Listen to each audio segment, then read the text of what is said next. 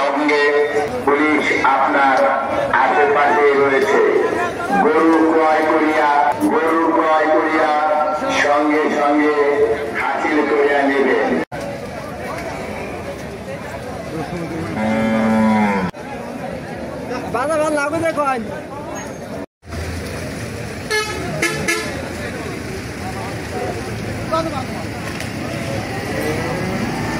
গরু কিনা বেচা নাই, যে গরুর দাম দিয়েছিল সেই গরুর দাম করছে 110-20। এখন কি করবো? এদিকে ঢাকায় বেচা কিনা দেয়, টেপাগুলো একটু খারাপ। এখন গরু নিয়ে কনে যাবো ভাই? কারণ হচ্ছে দেশে তো গরুর কোনো অভাব নেই, তারপরে দেশে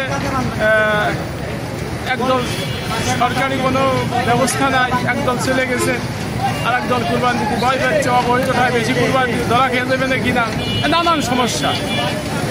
এখন সমস্যা তো ভাই আমাদের। এখনো যাই যে কোনো সরকার অধীনে যদি থাকতো তাহলে হয়তো বাজারটা ভালো হতো।